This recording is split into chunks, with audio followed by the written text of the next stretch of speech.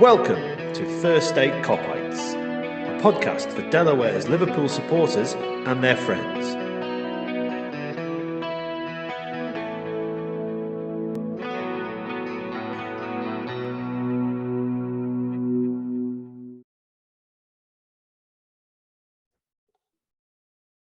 It's episode 15 of our fourth season. I'm Paul, and I'm joined tonight by Daz and Enrique. Thank you for joining me. It's October the 27th. I know what the agenda says. Liverpool just beat Ajax in the Champions League group game yesterday to qualify for the knockout rounds in 2023, which feels something to celebrate, which I'm sure we're going to talk about. We're basically going to review what happened since we last talked about Liverpool beating Oil State team number one. And to be clear, there's no xenophobia going on here. If you're listening, Manchester City executives, we're completely supportive of Iran playing in the World Cup. At least those players seem okay, talking about issues, unlike some other teams and some other players. Anyway, and coaches. And coaches, yes. If it happened, said the coach, that doesn't count as an apology, Pep. Okay, this is getting more obscure by the moment. So let's start with a week ago, West Ham at home. We just come off the back of beating Oil State team number one, and for about 60 minutes there, we were pretty damn good. And I'll start with you, Enrique. I was in the ground, so I have a really intense memory of Nunes looked like he scared the crap out of West Ham's defenders for the time he was on the pitch.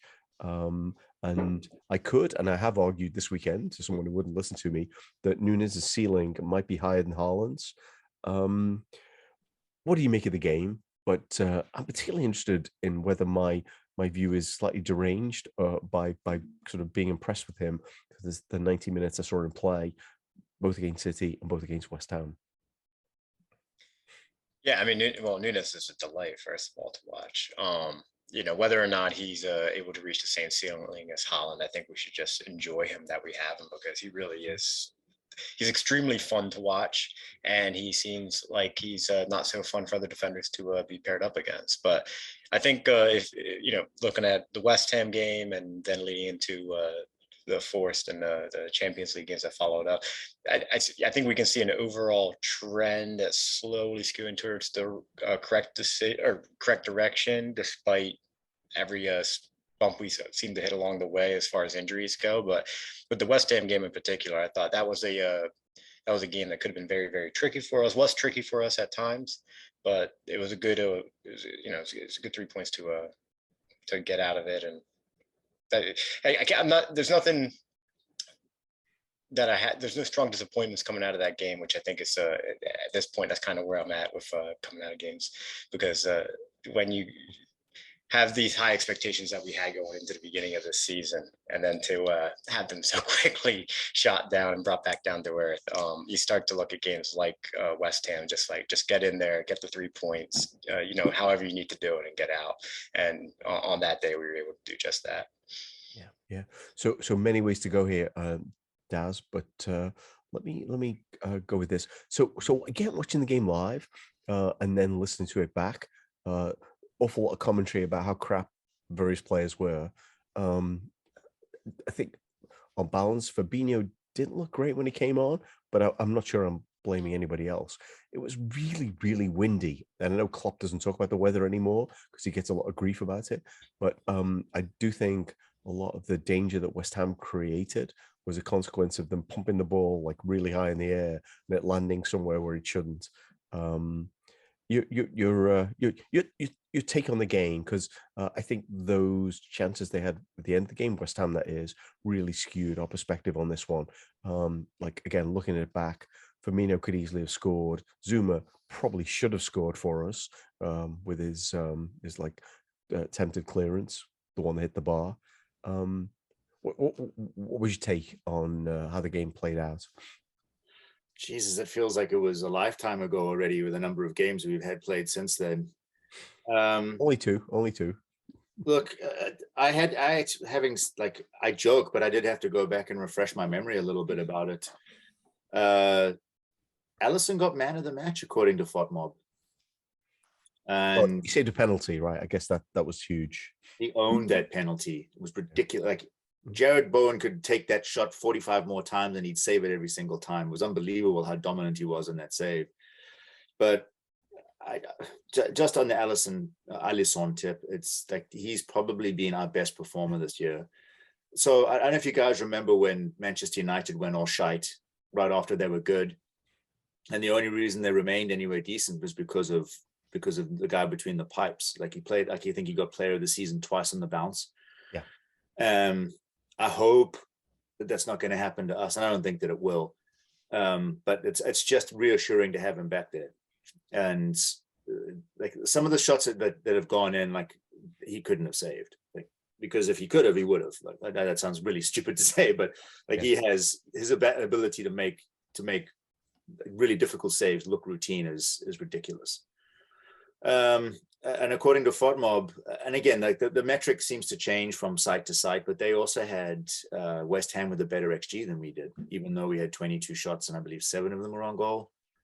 Yeah, I found that hard to believe as well. But yeah, we were cruising, I want to say, until Klopp made the substitutes. And so Daz, one quick thing. I think the fact they had a penalty probably adds 0.75 to their XG. So. Well, actually, speaking of that, thank you for bringing that up. I think that it's worth mentioning that I called that as soon as he's going to give that. Like, it's us, right? Yeah. Yeah. Look, in the cold light of day, but I would say that Joe Gomez had no business making that type of challenge for a guy that was facing the other way, going towards the line. Yeah. To bundle him over like that, it was clumsy. And I guess you can, depending which variation of VAR praise / condemnation that you want to use, you could level both at like that was used correctly because it was a missed call, or you could say it's like, well, it wasn't called in real time, and why did the VAR need? Because like I think we've been lumbered quite a few times with like VARs just simply refused to look at it because the referee didn't see it. Anyway, that's neither here nor there. We won the game. I think that it was on the fact that it was right on the back of what was considered probably our most difficult game of the season so far, and how well we did in it, and how incredibly taxing that must have been. Yes, sir. That was. You want to get that? I think that there was. We did remarkably well with that quick of a turnaround against a team that is probably by their own standards woefully underperforming, and their capabilities too. But I think we played them off the park in the first half. They seemed to rally a little bit in the second half, and I think what really changed it was the substitutes. Yeah. And it's not the first time that's happened that we've actually looked demonstrably weaker or easier to get through when we've brought subs on. And again, like there's context to all of this, and I think that's what people always want to, like your pundits specifically, and the LFC lorries and the top reds out there really want to look at stuff in isolation, and there's zero context or nuance to any of their arguments. It's monkey see, monkey comment, and that's really the sum total of it. Like you're looking at a guy that came on that was bereft of confidence is probably the nicest way that you can say it, and he just.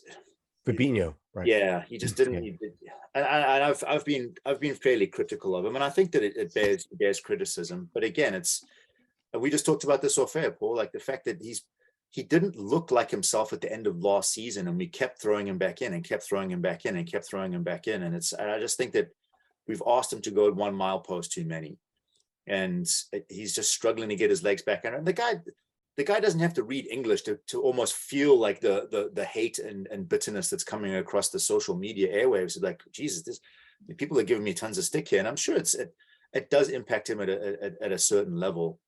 But again, like he's been an amazing player for us, and I think I don't think we should put him out to pasture just yet. But it was to drag it back to that particular game. I think that we did look softer, a little bit easier to get through when that happened. I'm not putting that necessarily just on him, but it was noticeable.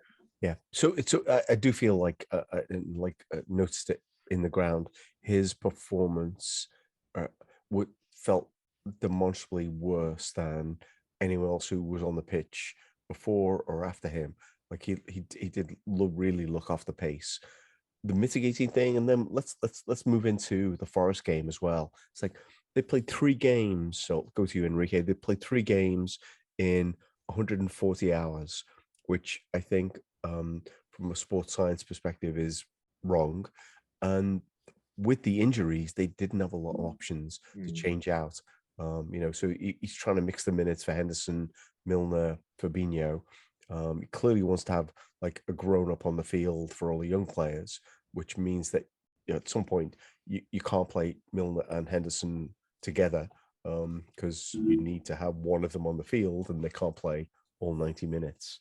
So moving on to the Forest game, and there's lots of stuff to talk about their fans, but I really felt that a lot of the criticism that was headed their way about that game was so unfair. That people were playing like probably in the red zone, and we just needed one of those headers to go in and make. And actually, if we'd have won that game, we'd have won 5 in a row. Which is interesting to note, given all of the negativity around the team, especially with that game.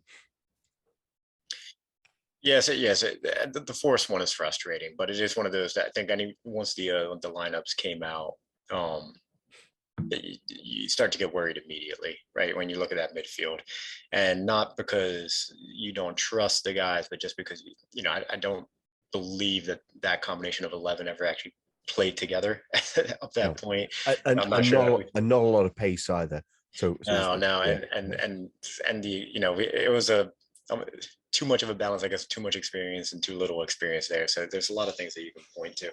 With that said, I think we still look better than them for large portions of the match. And then you take into account that, we were in an away ground that was extremely hostile, and an away ground that would have, been up for it at that time. Obviously, it's a big scalp, and is one of those things you have to deal with, where they're gonna play above their normal ability. And if you can't get the early goal against them to silence the crowd and to start putting doubt into them, then you're gonna run into trouble. And like you said, I mean, we had those opportunities. I think if Van Dijk's a little bit more selfish in at least one situation there, then we have a much more comfortable night. And then even their goal itself, I mean, their goal was just, I think, what did it come off Alisson or the post first, and just lands perfectly right in front of the guy on the 6th. And it's just a little unlucky there, but yeah, it was the warning signs were there going in. And then, like you said, I think we had one of the shortest breaks in between games compared to all the other teams in the league. So I mean, it's a combination of a bunch of different things, but of course it's another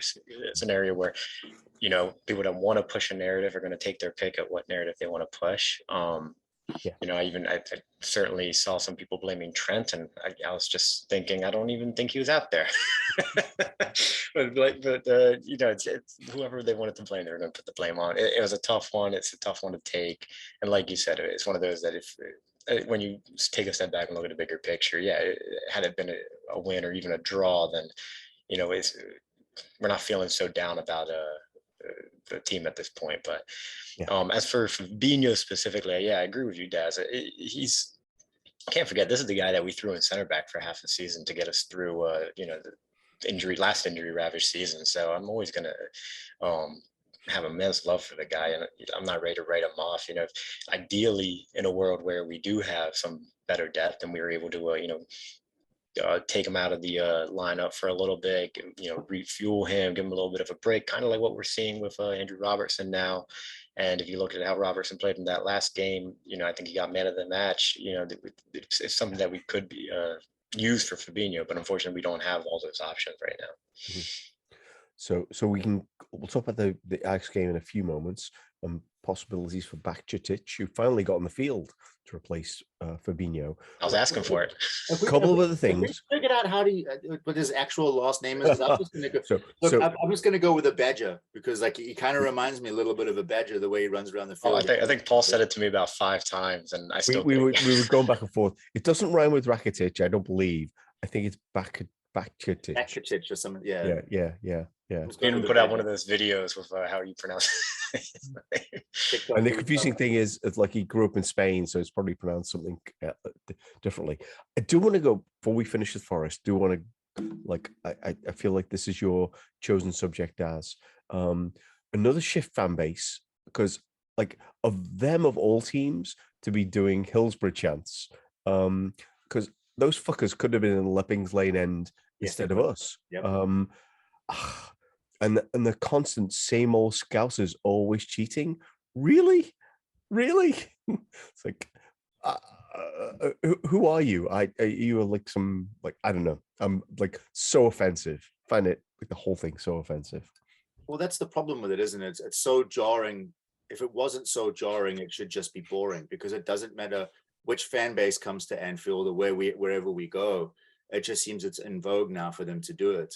Yeah. And it's almost like again, monkey see, monkey do. I know I've used that already, but that kind of feels like what it is. Oh, let's all get under the Scouser's skin. Let's do this for clout. And mate, it's boring. Like, remember they were talking about the sign on. There was that Forest fan that we were passing around his tweet thread. Yeah. About like, we have like higher child poverty and unemployment. Yeah. Unemployment and food banks than they do in Liverpool. So it doesn't matter. Like, you don't get that those narratives can't get in the way of a good story, can they? Yeah.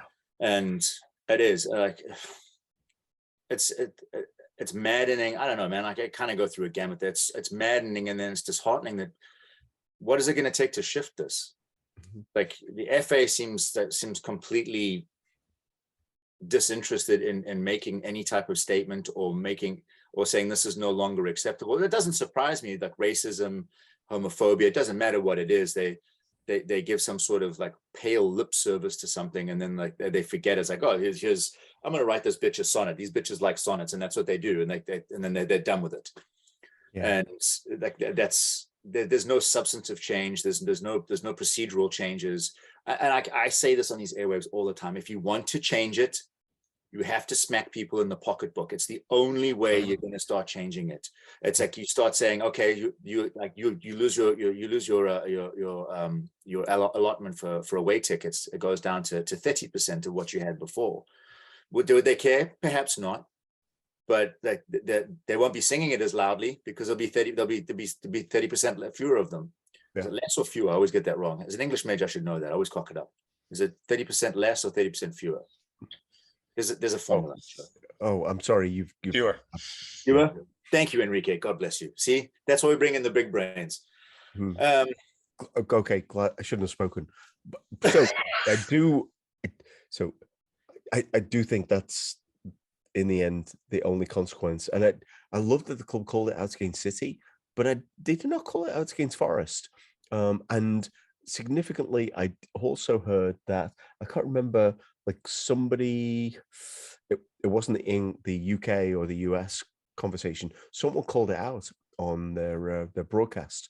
Was it David Squires in The Guardian who does the if you're listening, David Squires' cartoon should be mandatory viewing from Tuesday. That was the most appropriate way to deal with that shit. I thought it was very well done. It was very tasteful, very thoughtful, more importantly. Yeah. And I think he nailed it. And the final panel where he's pointing to Leppings Lane and the Cop End, it's like, that could have been you. Mm-hmm. It wasn't on the live broadcast, but I know Kelly Cates also called it out as well, I think. Oh, awesome. Okay. Yeah.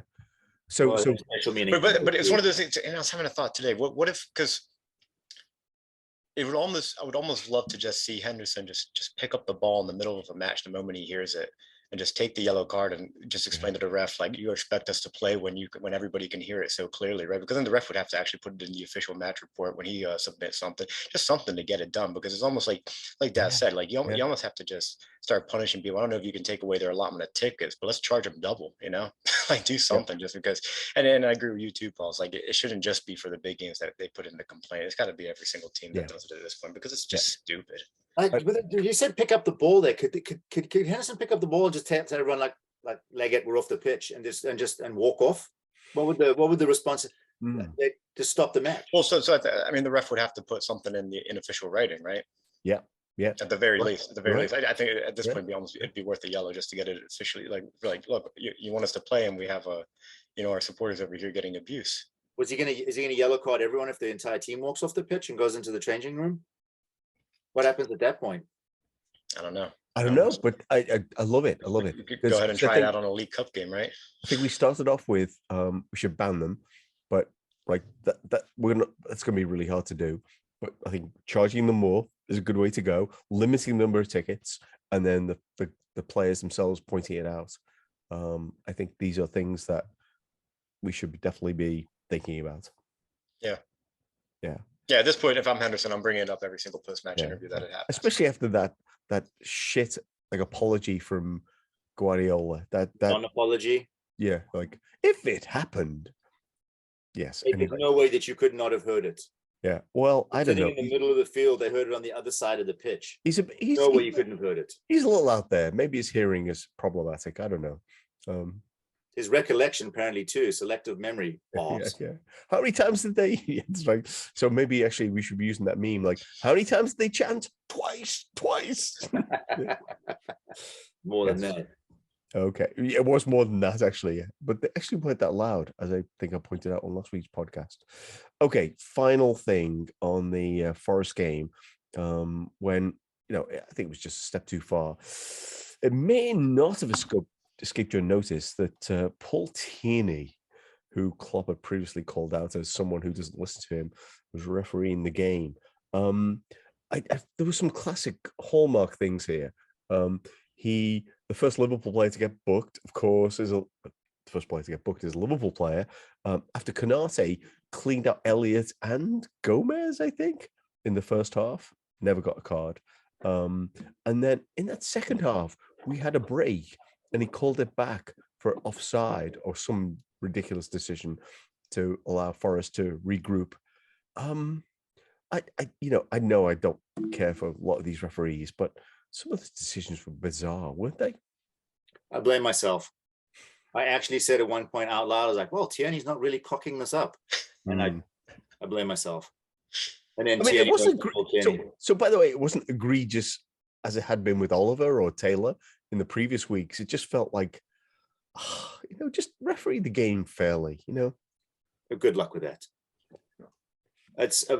Here's one thing that really pissed me off. I just had to look it up. Yates committed 5 fouls and didn't get fouled for persistent fouling, and some of them were cynical.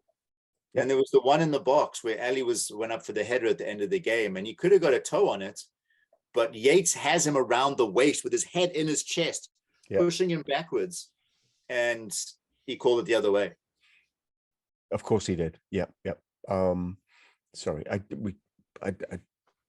hate going on about referees, but it felt like there were moments in that game which could have turned our way if he'd have been fair. That's true of so many games where referees want to be them, not just like someone that's officiating a game that's going on around them. They want to be the game, and you see it increasingly in our games, not necessarily specifically, but it feels like it's more of like an epidemic now. Yeah, you don't see referees refereeing games; they referee occasions. I'm assuming. Go to you next, Enrique. I'm assuming we'll talk about Ajax, but I'm assuming you saw the Andrew Beasley stat, and I'm sure it's not original, where he looked at how many touches in the box you have to get a penalty, and we're like so far down that list. We have to have twice the number of touches to get penalties, as Man United do, as an example. But we seem to concede an awful lot of penalties in the Premier League. Let me transition to Ajax. But Enrique didn't get a chance to show on Tierney. He had so much shit to say. I don't know about you, but I'm a bit bored with this, right? Tierney, Oliver, it turns out the best referee we've had in the last Taylor month in the Premier League. No, I was going to say it's always the guy against West Ham. What's his name? And he doesn't like us either. Madly, that's not Madly, was it? It wasn't no, it wasn't Outwell. Beans with K. Oh, this is terrible podcast content. Kavanaugh, yeah. I was going to use a different word. Begins with C, right? Okay. Well, depends where you're from. Scandinavian countries use a K. let's just move on to Ajax. Okay. There's probably lots more to say. I mean, I think the summary is like we played really well against City. We were getting a bit more tired against West Ham, but we still played like a pretty comprehensively good 60 minutes.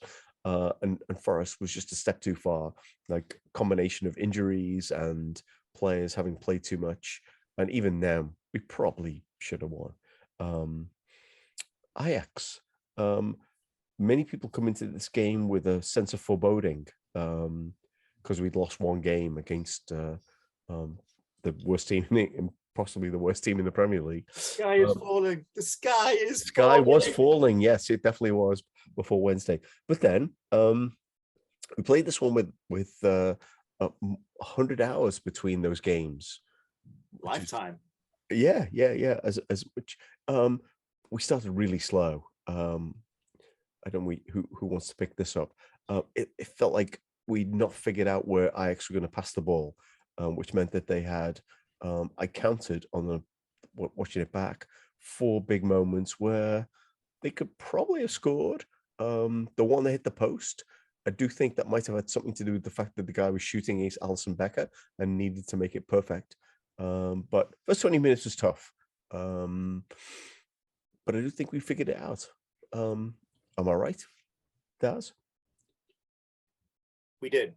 I believe my thing in the thread was that this is dire stuff. I repeated dire. So, yeah. It was dire squared. That was the point at which I muted the conversation for an hour. But well, I stopped after that, and I might have had some stupid shit to say because when the chimps are out, they're like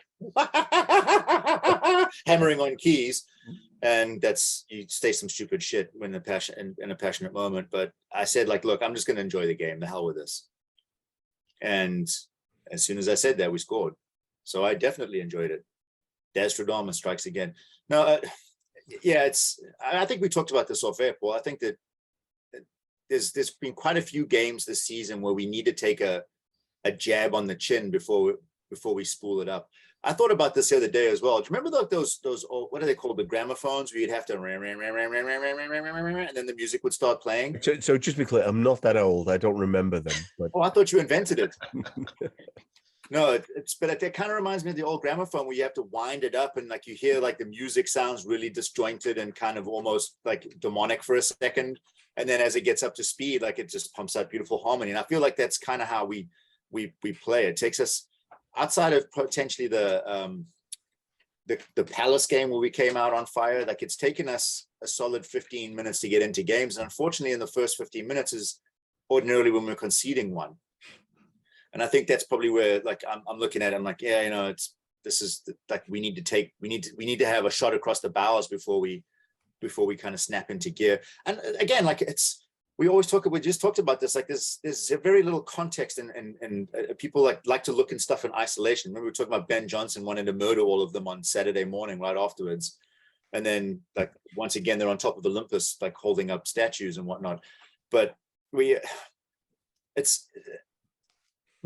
playing it. Am I incorrect here? We played more of a diamond formation. I think eventually we figured out it was a 4-4-2, and the four midfielders were playing a diamond. But because I seem to remember Henderson, I was like, "Where the hell are you going, son? You're going walkabout." Yeah. And then before I figured out, like maybe, and again to your point, like the system change might not have. There wasn't enough time to fine tune exactly. Yeah. When we played the 4-3-3, like it was automaton like because everyone knew what they needed to do.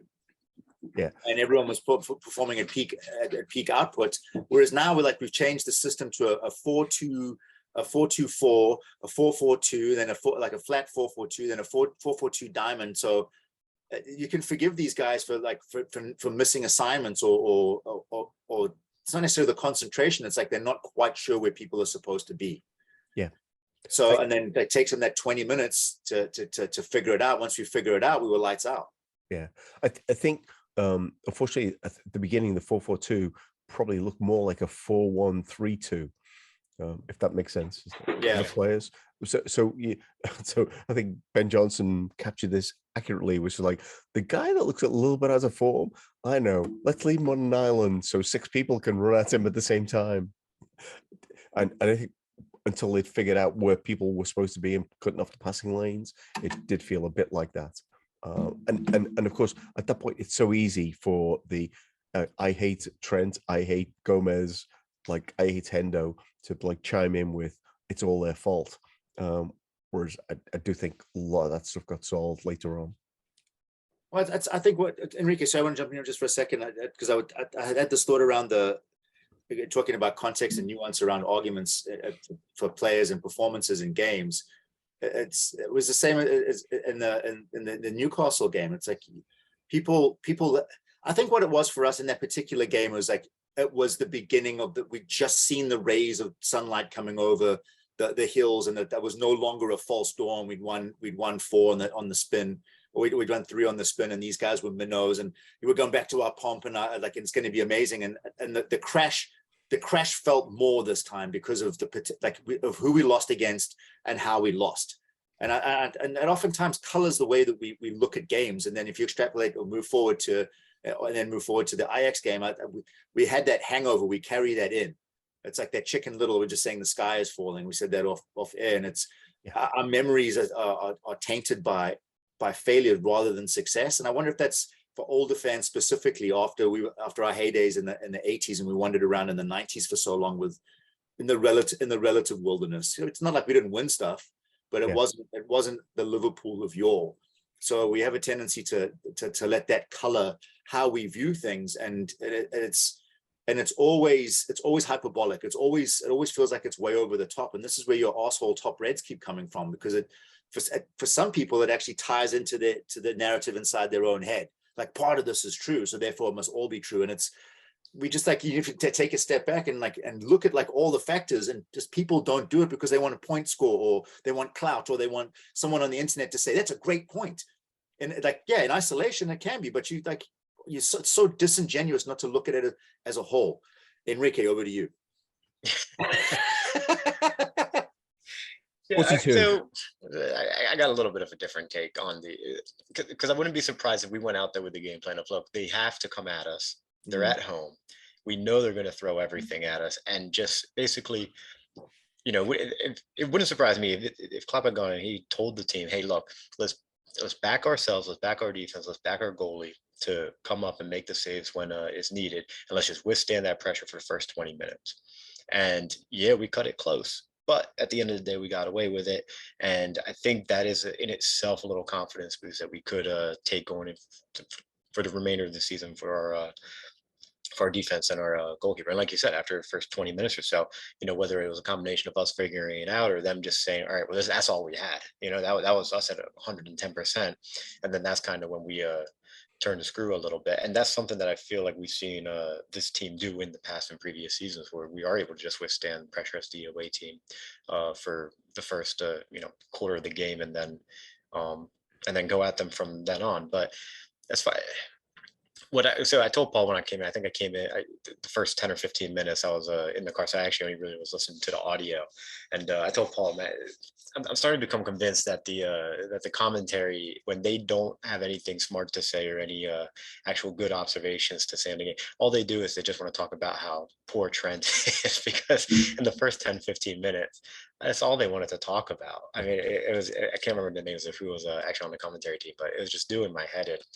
And I can't think, between him and Nunes, I can't think of too many other players that just continuously have this narrative around them where it's like, they must think they sound smart, they sound right, but then when you take a step back and think about actually what they're saying, and you just say, no, you're just completely off it. You're not being like sincere, as you say, you're being disingenuous. And actually, one thing I pointed out to Paul too in the second half, and again, this goes back to what Klopp was saying, is like Trent's doing exactly what I'm telling him to do, right? And we're all here talking about it, acting like we know exactly what Trent's supposed to be doing. Only the team and Klopp and the coaching staff actually know.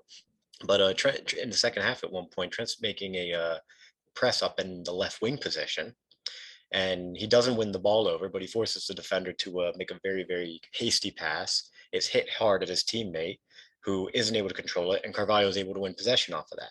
Now, if Carvalho is not there doing that second man press, then maybe they are able to break with that pass, and they're able to pass into the open space that Trent leaves behind, and Trent looks really very bad for it. But because Trent's up there pressing it in that left wing position, which is out of position for what a traditional right back should be, but it could be what Klopp is telling him to do. And he has that teammate who is making that second man press. It actually works out in our favor, and we gain possession for it. So it's just ridiculous to me that all these people that come out and they have everything negative to say about Trent, and they think that they know what his directions actually are, when they have no idea what his directions actually are. So there's, I mean, I think we've touched on this before. It feels like Trent makes one mistake. I think we talked about this yesterday, right? Where Reece James makes mistakes. It's not part of the narrative to talk about Reece James making mistakes. But it's part of the narrative whenever like Trent does anything. By the way, him being on the left wing was part of what they do at some of the corners. Him and Robbo swap places. And so he happened to be, it must have been a corner, and he was out on the left-hand side rather than the right-hand side, because that's where he was at the beginning. But my point there being that if Ajax are able to get that pass out into where he's supposed to be, and because he's up in the left wing, he's going to get pelters for it, right? But because as a team they were able to press together and we win possession, it's not a problem. And I think when this goes back to when we are clicking, when everything is going the way we expect it to go, to the full ability of this team, there's no complaints about the performance of these guys, No. Global warming. Thanks, Trent. Yeah. Well, I think it goes back to the he's shopping in Asda and isn't playing. He's still to blame for whatever the goal is. As the stock goes down. Thanks, Trent. Yeah. Couple more things about the game against Ajax. Is that the first time we won in Amsterdam? I think it's the third time we played there. I know we didn't win in the 60s. We lost 5-1. I think it's the first time we won in Amsterdam. Like, someone could do a fact check on that. So that's pretty decent in itself. I was told there would be no facts. So so there were some really awesome Salah moments in this game. There was some. I thought like you can criticize Nunes for missing the chance, but I do really think he was not expecting it at all, because there were. No, I'm on that, but I think that comes with once you have more time playing with somebody as unselfish as Bobby. Yeah.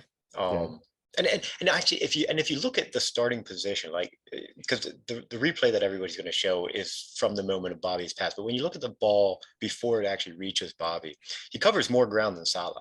And there's no criticism for Salah not getting to the same space where Bobby puts that pass into, right? So even Salah, with as many minutes as he's had playing with Bobby, it's just something that caught everybody off guard, because I think most people would expect you to just take that shot. But yeah, I've got no criticisms there. Yeah, he's at full stretch on his left on a pass that he's probably not expecting. Yeah, and he comes good at the end of the day.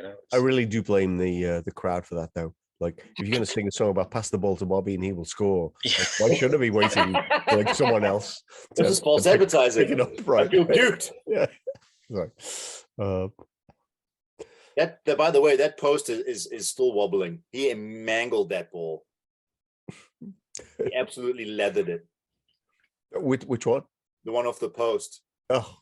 Oh, the West Ham one? No, the one against Ajax. The one that he wasn't expecting that ball. No, like I said, go back to watch it from the point where the ball is released towards Bobby. I can't remember who makes that pass from the left side, but if you look at the ground he actually covers just to get into that space, and even then he's at full stretch on his left. It's well, he is fast. We've had players before miss easier chances than that, and we're going to have players miss chances easier than that going forward. It's nothing to worry about. He is unofficially faster than Haaland, so we'll go with that. Is that another fact check? No, no, that's actually an official. I saw that. I think there's some data on it. Yeah. So there's been a whole piece about how fast Haaland is, and the 0.3 meters per second is him being faster. Anyway, okay.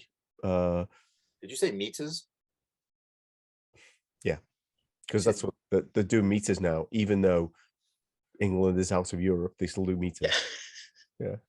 Tens, hundreds, and thousands, baby. So much easier. It's surprising they haven't gone back to feet and inches, isn't it? I don't know. maybe they can't afford it. How many deciliters of beer did you drink?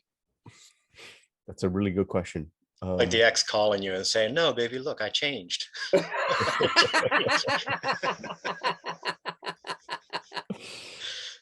I feel like we're winding down. Can we talk about how Nunes gets compared to Peter Crouch's 18 game goal drought? Yeah. It's so lazy. Anyone that has eyes. It's a classic example of where they already had it written before kickoff what they're going to talk about. Right, Yeah. They already had that on their little piece of paper. It's like, all right, let's talk about how tough of a time Nunes is having adapting to life in England. So I did see.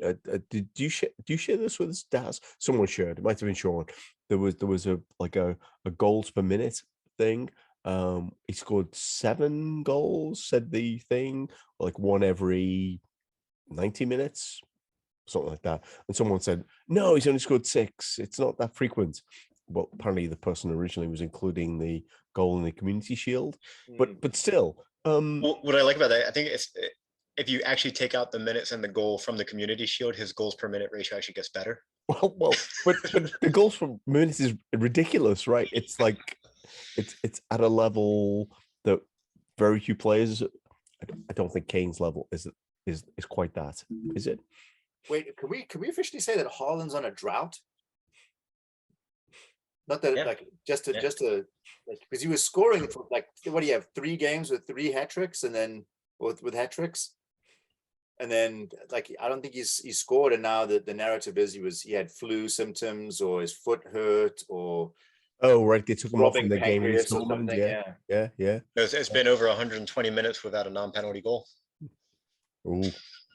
Oh my God, sell him, get rid of him immediately. Yeah.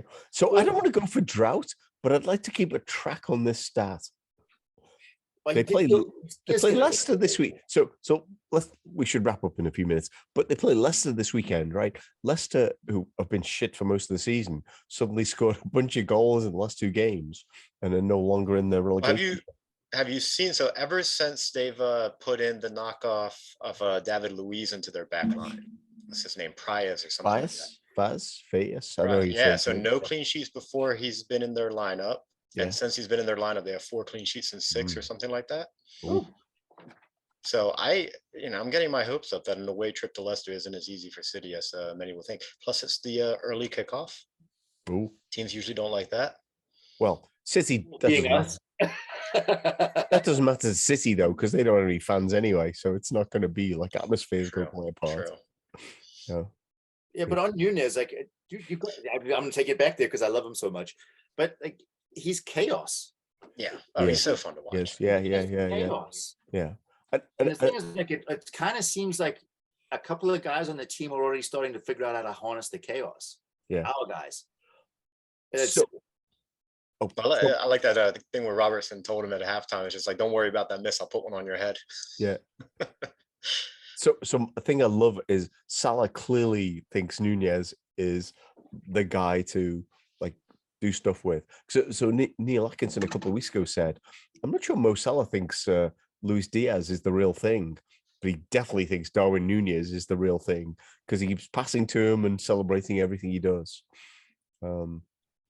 Well, you realize that he's probably going to help drag that team over the finish line more than a few times. Yeah, for sure. I think he plays Forest, we'd have won that comfortably, right? Yeah. Well, I think that there was another statistic, and I'm paraphrasing within the limits of acceptability, that like he's played half the number of minutes of the greatest signing of the season so far and scored 1 more goal than him already in Jesus, and one is the greatest signing of the season and one is the flop. Yeah. The other is Andy Carroll's like left testicle doppelganger. Yeah. Okay, let's should we close out with one more thing? You can pick what the one more thing is. We play Leeds this weekend. Oh Christ. I'm struggling because like the time, like we've had distance between games, like this league 72 hours. We've got some players who actually are playing quite well. Leeds look terrible. So again, we're going to lose 3-0. Thanks, Paul. Yeah, no, it's like we play Napoli on Tuesday. And in theory, it doesn't matter. But also, if we win 4-0, then we get to be like we get to put Napoli in a position where they could end up with playing City in the round of 16, which doesn't sound bad. We could talk about Stevie G. We could talk about Klopp's fine, and let's not talk about no action against Hendo in the Arsenal game. That's probably not worthwhile. Final thoughts, Daz. I'll start with you. Leeds fills me with dread. For the same reason that I was like, Nottingham Forest are shite.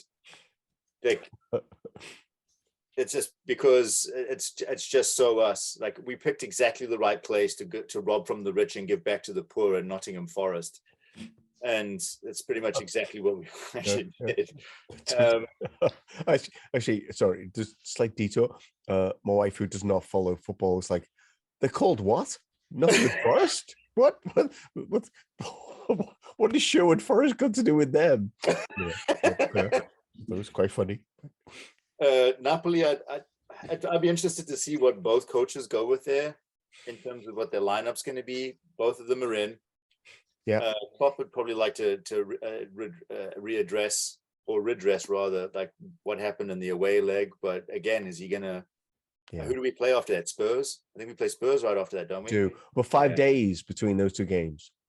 I don't think that really will matter. I think that he's. Oh, he could. Spurs have 2 less days rest. Ooh, he'd feel Darwin Nunes against them. I think they'd be like slightly scared about that. No, they would be, but the way that Spurs played like angers me because it's Mourinho with shitter hair is really all it is. And it was interesting that he now has 2 red cards and no one said fuck all about him. But Klopp yells at a linesman, gets a red card, says, I'm sorry, £30,000 fine, blah, blah, blah, blah, blah, blah. And that shithead is still complaining the officiating is biased in his interview afterwards. Yeah. How many penalties have they had this season? Yeah. Not enough. Because Harry Kane deserves more. Yeah, the point that they got against Chelsea. Oh, fuck off, mate. You can't have it both ways. Yeah. But it's so that was my around the horn for those last few. Stevie G. Yeah. I talked to someone that said that it was actually Beale leaving was the death knell for Rangers, not Stevie, because I think was he a QPR now? QPR. Yeah. Most of your Rangers fans in the know said that the death knell was him leaving, and that Stevie kind of walked into a situation where it was kind of he was in the twilight period, but was before the sundown, and I think that. Interestingly, I talked to another Liverpool fan that said that I think people in Liverpool are going to be very interested to see how Xabi Alonso does at Leverkusen. Oh, funny you should say that. I was thinking exactly the same thing. Yeah. Well, Xabi already eliminated Atletico Madrid from the Champions League. Just when you thought you couldn't love that man, any fucking more. Yeah.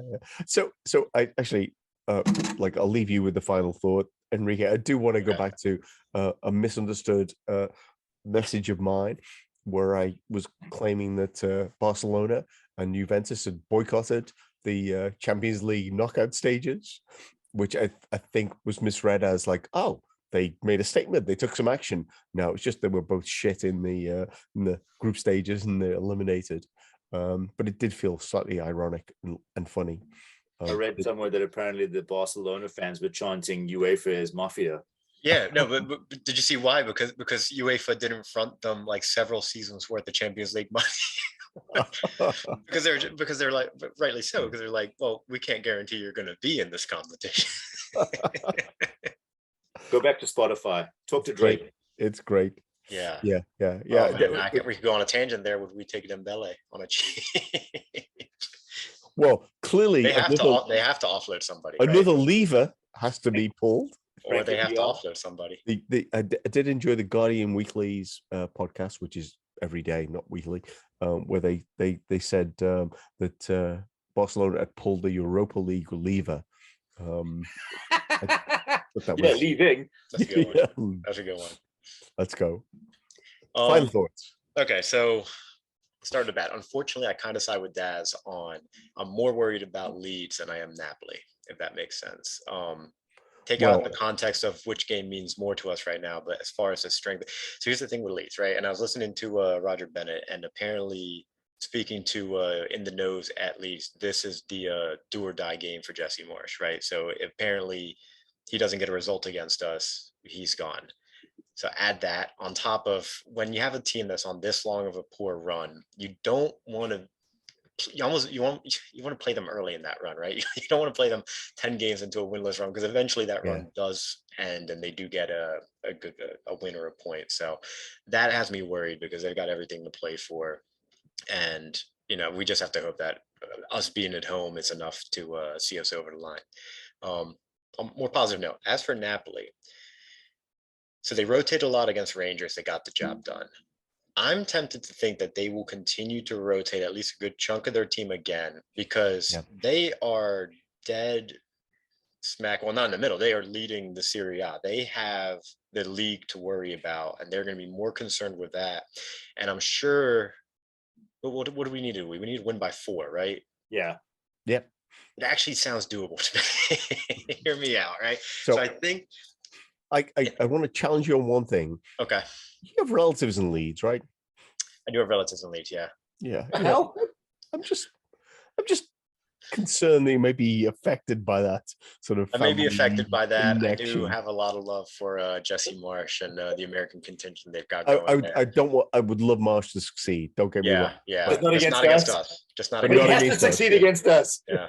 Sinisterra's apparently got a knock too, so I think taking him out of their lineup is a huge chunk of their attack out. But now I'm still worried, Paul. I can't deny him. It's just when you have a team on these runs, you know. Okay. We just came up against someone that took all 3 points off of us in kind of a similar situation. Like they had to pull a result out of somewhere. They were resolute. They just whereas I think the game against Napoli, it might just be a good fun match where it's just two teams with nothing, just go at it. And then, I think we should start a little. I think we should start with a stronger lineup than most would suspect. I'm not sure Napoli will. I think a 4-goal deficit is doable. It's not impossible. So I think. Sorry. Go ahead. No, I was just going to say, and then if you're comparing rest periods, we have significantly more rest than Spurs do, and they have a significantly more important match than we do. So I think that only plays in our favor. I do think, as far as our lineup strength, one big reason that we should go strong is because part of the other side of all these upsets happening, where you have your Atleticos, your Barcelonas, your Juventus get knocked out, is historical strength, let's put it that way, right? These second seeds do seem much better matchups for us than the first seeds. They do. I think it would be a huge benefit to us if we can nab that first seed out from Napoli. Plus, I would love to send Napoli in Manchester City's direction, and with hopefully Spurs finishing second in their group. And I'm not sure where Chelsea are right now. To be honest, third. I think Spurs may not finish second. So I was going to say, if Spurs can finish second and Chelsea finish second, you can increase the percentage chance that City would get a more difficult matchup, because they can't play one of the English teams. So I'm getting into the problem. That sounds like a great place to end. Yes. I think we will be back next week. I think after we played Leeds. Thank you, Sean. Thank you, Sean. Wasn't here. Daz. Thank you, anyway. Sean, for not arriving. Sean. Thank you, Daz. Thank you, Enrique. Yes. Thank you. We'll be back next week. If you enjoyed the podcast, please share it with a friend. Follow us at First State Kopites on Twitter. We only tweet and retweet from sources we think are credible. Finally, music is courtesy of Hypnotic. They're a Welsh electro-pop band, and you can find them at https://hyperfollow.com/hypnotic. Hypnotic is HYPENOTIC. Thanks so much to them.